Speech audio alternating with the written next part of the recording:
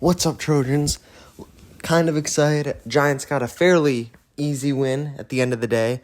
It felt very easy. I felt like the Giants had the game in hand for a while there, pretty much after the big Darius Slayton play.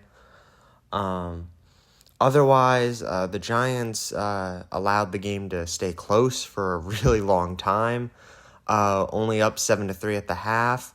I mean, the good news is the Giants never trailed today. It was clear that the Giants came to win today, but so many mistakes, especially early on, really held the Giants back from making it like a huge statement, like 30-10 game.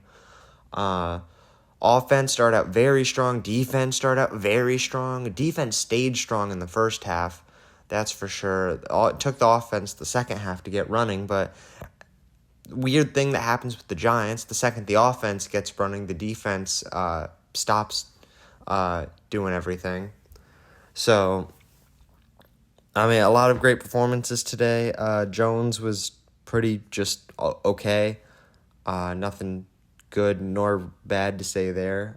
Jones made some good decisions, I thought. Definitely was able to get the ball to Darius Slayton very well on that one play. Missed him on another play. And then Kenny Golladay screwed him over twice. So, I don't think this game focuses on Daniel Jones too much. Saquon Barkley is who I think this game really focuses on.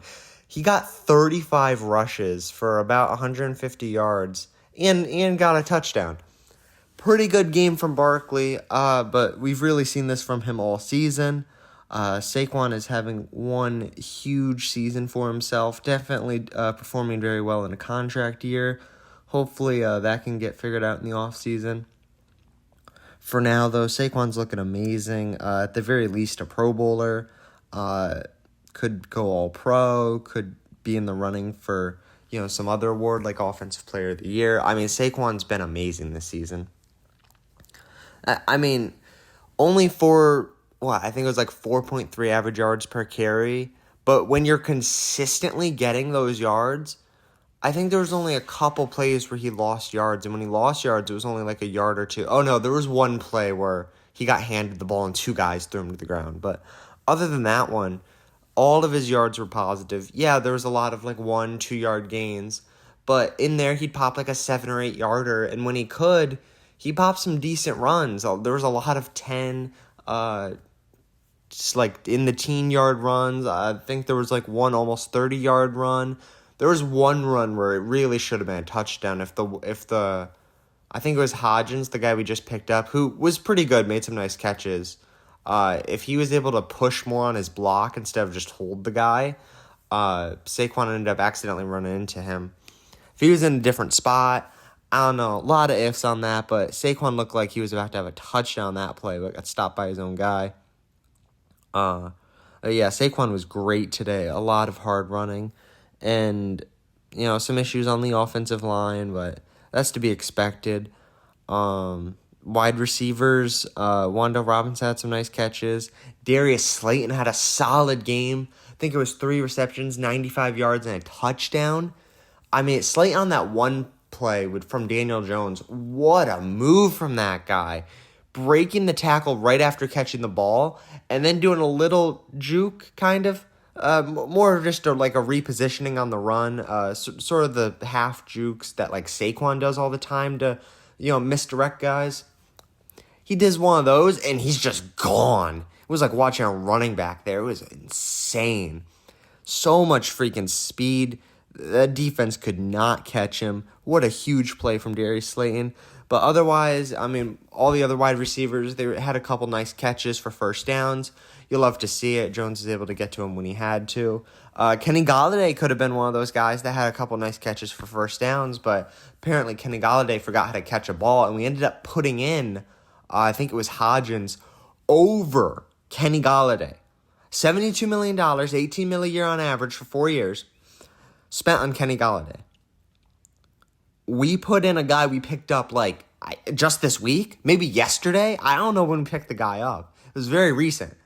And that guy that we just picked up was playing over Kenny Golladay for the majority of this game. That is sad. That is very sad. Kenny Golladay will very likely not be a Giant at the end of the year.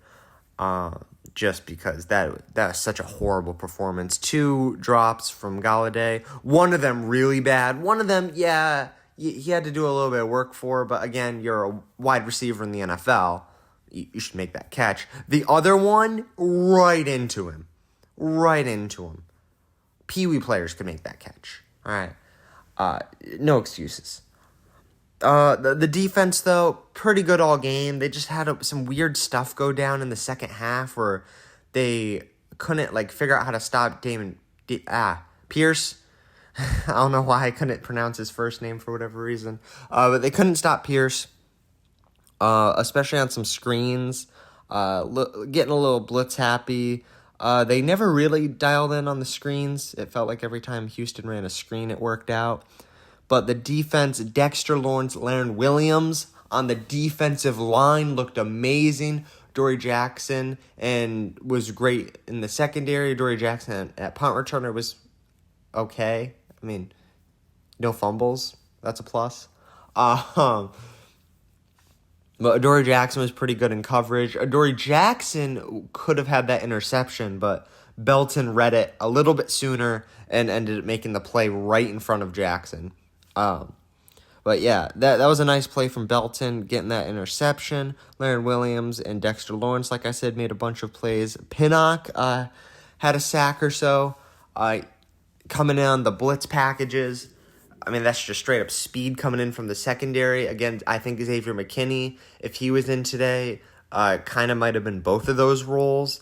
It definitely feels like when you lose a player at McKinney's level, you have to get multiple guys in. I think if McKinney was in today, he would have had a sack and that interception. Or maybe Jackson would have got it. Like I said, Jackson was right there as well, going for the same interception. Just taking a different angle because he was slightly behind Belton, so the ball would have arched down a little bit more before he got in it. Otherwise, I don't think I remember any crazy plays from linebackers. Fabian Moreau was looking really good to start the game, then gave up a couple passes. Some more consistency from him maybe would be nice, but he has been really good. He came out of nowhere early this season, started playing great with a ton of key pass breakups. I mean, Moreau's been amazing, especially for some guy coming out of nowhere like that. Our punter, that's another thing to know. Couple bad punts, especially earlier in the game, but when he gets into his specialty, which is longer punts, looks great. Definitely a lot to work on with the directional kicking and sort of the pinning them deep. When you're punting from the 40, you got to get that inside the 10. You can't punt from the 40 and then let them start at the 26. I'd rather just let Graham Gano attempt the 60-yarder at that point. Graham Gano is pretty good. You might as well just go for that.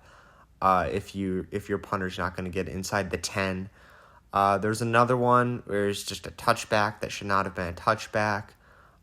Definitely stuff to work on there. Graham Gano, the kicker. I mean, it's Graham Gano. So yeah, I thought the team played pretty well today. Definitely I felt like had the game on cruise control at one point. Like I said, pretty much after the Darius Slayton long touchdown, it was looking good. I think the Texans answered back from that with some points. They had some points just before that too to really make it close. I mean, from only being up 3-7, and it felt like we couldn't get more than a 4-point lead. And then it felt like we were up 21-10 for a little while, and then they got a field goal, and then they ended up with another field goal. But that last field goal was just kind of for them to make it a one-score game because there was the slimmest of chances that they recover an onside kick and then get to go for it. I really don't know why they... Oh, no, we had a field goal too. Yeah, it wasn't 21-16. The end score was 24-16. Because they, with 2 minutes and a little bit of change left, they went for an onside kick. That was really confusing to me. I get you would want the ball back. They didn't have, all of their timeouts. You would want more timeouts there for sure. But I feel like since you are on the correct side of the 2 minutes for preserving the game, you'd want to attempt to get the Giants in not field goal range. I know some other nonsense happened with that, but the Giants, it was not a hard field goal for Graham Gano. The 5 yards difference was not, like, Giants still would have gone for a 55-yard field goal. It was just really weird that they did the onside kick like that when they were given that opportunity there. Like, because you could have had the Giants at the 25, and then if everything played out the same way, we wouldn't be up 3 points, or 3 more points. So then it would be a 1-score game, and then they got the ball back, and they moved it really effectively, but had to kick a field goal because they were down 2 scores. That just felt very weird of them to do. I guess they thought they could not stop Saquon, and they might be correct. They might not have been able to stop Saquon there. Saquon was really good today. Like I said, a lot of positive yardage being racked up there. But, that's pretty much it for the game. It was good to have a win that was mostly in cruise control. Felt a little bit better than the Bears win with that. Another game where Saquon looked really good. Very similar types of performances. Like the cruise control wins, we got a game against Detroit next week. Hopefully that can be another sort of cruise control win. Get us really up there. I'm hoping for 9-2. I know I just randomly threw the Thanksgiving win in there for 9-2, but I'm thinking the Giants can do that. Should be able to beat Detroit next week. They're coming off a nice win against the Bears, but we also beat the Bears, so I think we're also better than Detroit. Just gotta go out there on Sunday and play. All right, see you guys in the next one.